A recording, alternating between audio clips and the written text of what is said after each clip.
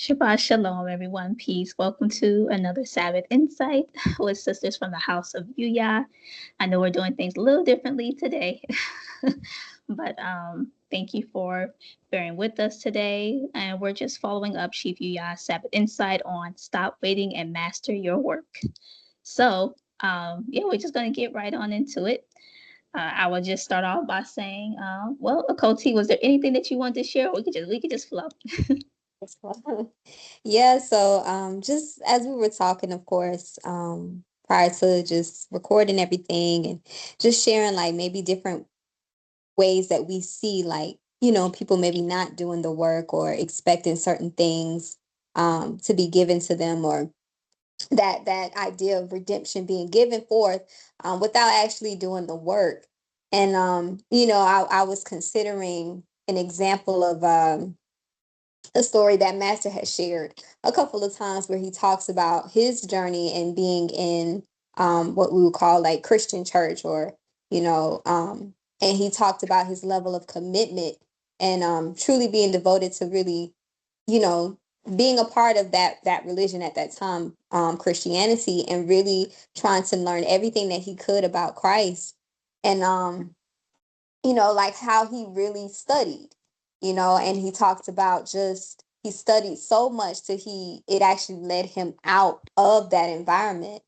And to me, I thought that was a great example to just kind of use here, in terms of like you see a person who decided I'm not going to be in bondage necessarily because I'm going to do the work and learn everything that there is to learn about this particular religion that I say I'm about. And then you see maybe there were other people who probably didn't do that sort of work, didn't put in that sort of work, and they're probably still stuck in a religion that probably isn't actually moving them towards freedom, but is in fact keeping them in bondage. And so I think about if he shared that, and that happened many, many years ago for him, and just seeing where he is now, his capacity to be able to, just go into different systems, break it apart, and be able to, Mm-hmm. teach it. It's like that's a level Yeah. of freedom. You know what I mean? So, and that Mm-hmm. that was just the first or one example that came to mind, just as we were flowing off the topic. Yeah. Since you brought up the church, I do think about the whole relationship between some of the women that may go there and the relationship that they have with the pastor. And they have this idea of like, okay, I listen to everything my pastor say, or even not even that. Some women just say, I'm gonna listen to God. Period. And they also like would judge a man and say like, okay, well, do you have a relationship with God? But it's like, how do you even know if you have one, to question a man if he has one? So I just think about like the bondage of that, of how some women use religion as a placeholder for the man that they're supposed to have, the physical covering, and authority they're supposed to have and they're supposed to submit and listen to, and they run away from that. So I think there's a level of bondage and lack of freedom there as well, especially when she was talking about like whether or not he spoke about like if a man hasn't prepared certain things for his family, then he doesn't deserve to have that woman, or he shouldn't be allowed to have children. And I just think about, okay, what does it look like on the woman's end? Like, how does she prepare? And I just thought about like, okay, well, there are a lot of men who may not want to protect a woman if her mind is in bondage and she's more allegiant to the enemy than she is to him. Because then she can like, it's like, like Chiva said, every all kin is not kin. Um, Everybody that may look like you doesn't mean that they're family. So it's like some women may say like, okay, I want to be protected, but it's like, well, what righteous man would want to protect you? You're a danger. So it's like, and he mentioned like having to like free your mind first, free yourself from bondage, so that you can, in order for you to be able to be redeemed. You can't be redeemed if you don't free yourself first. Mhm. You know. I think about like as you're speaking about those things, I think about how important it is to ask certain questions. Um, Mhm. if we ask ourselves, even as women, like, okay, am I? Am I redeemable?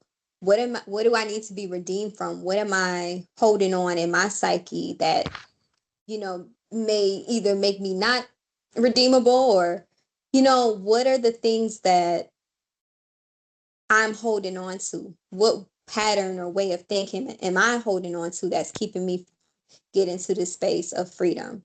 That, to me, that freedom is family. When I think about it, it is that union of man, woman, and child, and being able to live a righteous life, um, without the interjection of Babylon culture. So I just think about like the importance as women to ask those questions and really sit with ourselves longer than just 2 minutes, and really, figuring out what is that, or if it's pointed out to you by your head, or if you have a jegna like chief. um I wonder, like, how much are you sitting with that daily and actually putting in work to begin to, I guess you brainwash, scrub your brain from those things, you know. Yeah, absolutely. I think about when he said, like, either you will do something or you won't do something. Either you will or you won't. It's just that simple. And I think about the word trying, because I try to stay away from that word because I've said it a lot. I've said it enough times, probably more than I needed to have said it in this lifetime. But I've used that word a lot, trying. And so now I'm like super conscious when I hear others use the word try, because I know that when you're saying you're trying, it really means that you're not doing. You're not doing. And being stuck in the middle is like you're still making a choice whether you will or you won't. If you say I'm going to try, then most likely you chose like I'm not going to do. And I think about how that looks when it comes, to us being helpmeets and serving our head. And our allegiance should be to whatever that man's desire is and helping that man. But if we're being controlled by another spirit or energy or overlord that's really controlling and maneuvering us, and so just a woman saying like I'm trying, is like, what entity are you really following when you say you're going to try to follow and be obedient to your head, who you say? It shouldn't be like I'm trying, it should be like I'm going to do that right away. So Mhm. I think about like the small things in that, as well. It can be like those subtle things. And I do think about like how like um I do think it's very important for a woman to like choose ahead, and choose to truly submit to that, in order to be protected. Um because like I said, what man is going to want to cover a woman or protect a woman who is maybe a headache, or she's not putting in the work? Because it's going to be like, okay, I'm putting in all this work. Where's the reciprocity? And I do think reciprocity is very important within a relationship.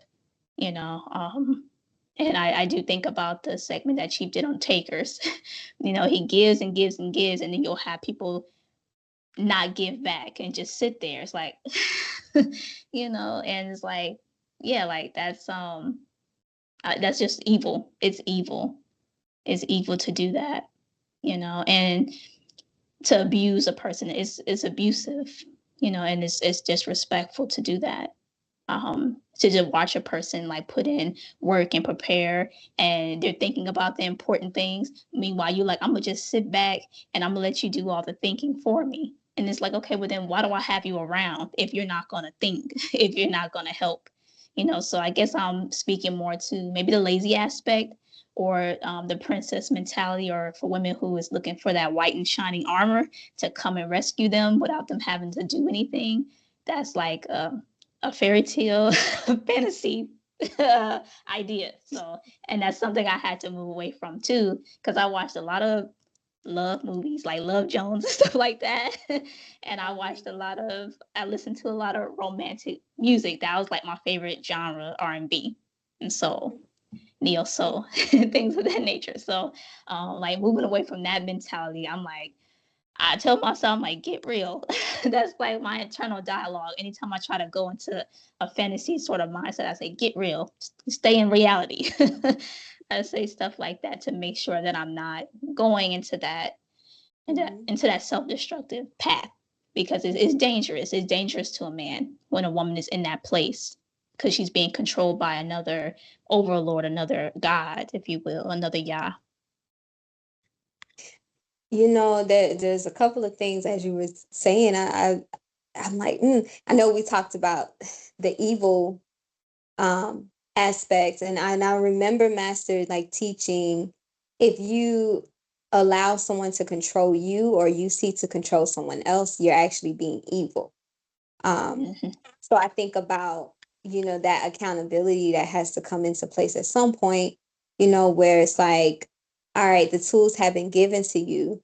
So now you have to take the tools and you have to do the work, and you can't allow, somebody to control you, or another entity to control you. And then, at some point, I think about, like, if you don't have any control internally, of course you're going to seek to try to control someone else externally. But I think about, like, the work that he's talking about as well, being like an internal work that you have to constantly be doing every day. It's like um you can't stop. You can't stop, and the moment that you stop is the moment that you might slip back into those romance movies, because it or romance music, Yeah. or the movies as well, because maybe it's soothing something inside of you internally, um, because you weren't able to really maybe do the work to either heal a certain part within yourself. You know what I mean? So that you could be um, joined in union with a man, like, so that you could get to that point where you can reap whatever you've been working for. So I think Yeah. about, you know, in that aspect. Right, we have to earn, and that's something I'm still wrapping my head around, in a sense, because I've lived for so long in a way where I didn't work for things. I always looked at it as like I'm a lucky person because usually I receive good things without having to do much and stuff. And it's kind of like, it's kind of like, that's that that's a bad, bad. is That's bad. not a good mindset to have at all. That's the princess mentality. It's like I'm this Yeah. princess, so I deserve to just have things given to me. And even that female worship that she spoke about last evening in our study session, we were speaking about polygyny. And so yeah, that's not good. But I do think about like how like different it kind of opens the doorway for like other negative emotions and spirits to come forth, like competition and jealousy and things of that nature. Because you may look at someone else who has put in work and to be like, oh man, well I want that too, or why do they get to have that and I don't, and then you start comparing yourself to the other person, like, well, I got this and this, and they got that, so I should be able to have that too, and stuff like that. And it's kind of like, you gotta like, it's like usually like those things that you may be jealous of or envious of or wanting that another person has. It's like you can actually work to get the very same thing. So it's like, what's the point of having those spirits present? Just start working towards to get the same thing. You know. Yeah. I think about I think about, I know for me, the way I grew up and what I saw, just that and it's come up recently, of course, in the house, but just that impoverished mindset. Mm-hmm. And seeing that, I think about, like, when he says what's underneath, like the thinking that's underneath all of that. You can be introduced to um systems that point you back to the direction of your ancestors, but what's still, like, lurking underneath your way of thinking. And of course, I'm thinking the Mm-hmm. subconscious mind. What's in your subconscious mind? And sometimes there are things that we see. We may grow up in certain environments and see certain things like that, um always waiting for a handout, or you can always go and get government assistance, or like, you can always go to a church and somebody could give you, something to make you feel good, but never really give you a true solution or a tool to actually, get up and do for self. But if you're Mm-hmm. always seeing that, I think about when he says, like, yeah, you got to look at what's been given to you, and a certain mindset. Where did that come from? Who gave you that? who told you that was okay? Who told you it was okay to just expect something or want something because something, like you said, things always happen to be given to you, but what does that mean? Just because things are Mhm. always given to you, does that mean like you deserved it, you earned it, or um it's gonna always be that? Don't necessarily Mhm. mean that. You know what I mean? So are you thinking like, well, what if that runs out? Then what? Mhm. you know, what Yeah. if all the government assistance ran out? Then what? What are you gonna do? So um, yeah, Mhm. I just those are the things that come to mind as you were speaking. You know. Yeah. Yeah, absolutely. When you were sharing, what came to mind is when you spoke about vision. I thought about like people who don't have vision and how the people will perish for lack of vision, as spoken about in scripture and in the I New Way.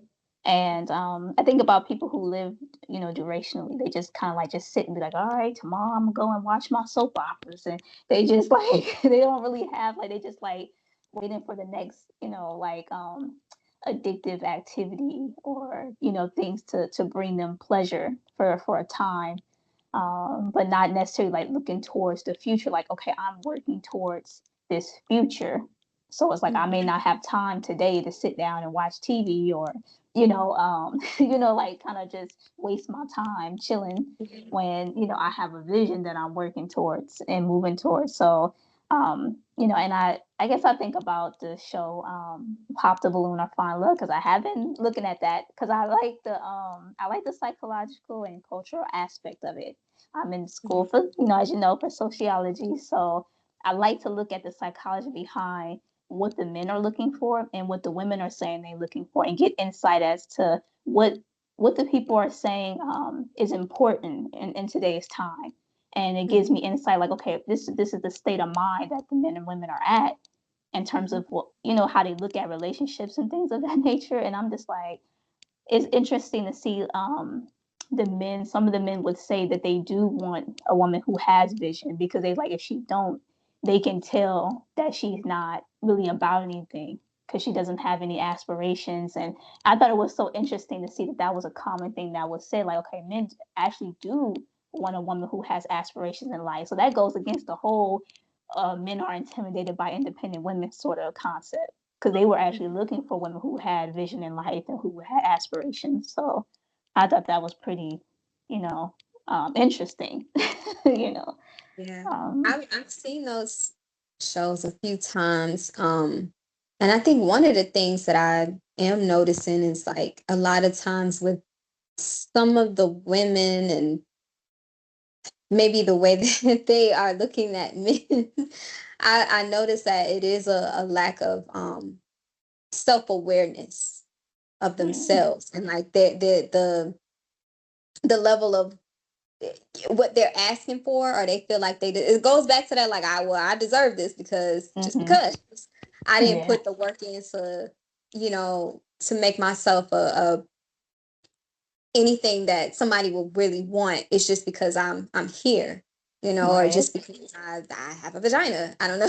Like, yeah, this is it. And I think about that, like, who put that mindset into you? Who told mm-hmm, you as a woman that was it? That was all you had to do, was just be that. But you didn't yeah, actually have to cultivate anything inside of yourself, um, to make you, someone who was either an asset. Really, you want to be an asset, right? yeah, So I think about that, when he talks about like putting in the work and thinking about what's underneath, your motives and your actions, and like what mindset, what way of thinking, what's underneath all of that. And I do notice that with a lot of the women who are on that show. hmm, yeah. Nothing's gonna drop out of the sky and save you. That's like the biggest lie we were taught. And I liked what Chief shared today, and saying that, okay, the Israelites, they had to flee out of Misraim. They had to like they didn't just sit there and be like, we're gonna wait on our Yah to come save us. They was like, no, we gotta get out of here. And B also mentioned David fled from Saul. Like, I gotta get out of here. This man is trying to kill, this king is trying to kill me, after me because he's jealous, you know. So he ran.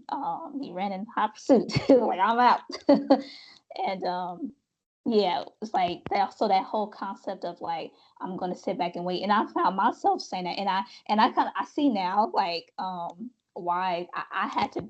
I was told like, okay, oh, they go that I'm gonna hope and wait, and I had to, I'm gonna wait for something to come and present itself or like reveal itself, and it's like, okay, we don't believe in spookism. Our Right. Yah is not a mystery. So when he would say things like that to me, I'm like, oh, I'm still thinking that way. I'm still thinking like a Christian or a religious person, you know. And when he was sharing today, just more on that mindset, I was like, Mm-hmm. okay, sitting back and wait. No, you work towards it. So there are certain things that I guess from just self reflecting that I would have to go and look at, like, how can you actually work towards this particular thing and not just wait on something? Because we sometimes we have all kind of excuses and we think things are not in our control. We're like, well, there's nothing I can actually do about that.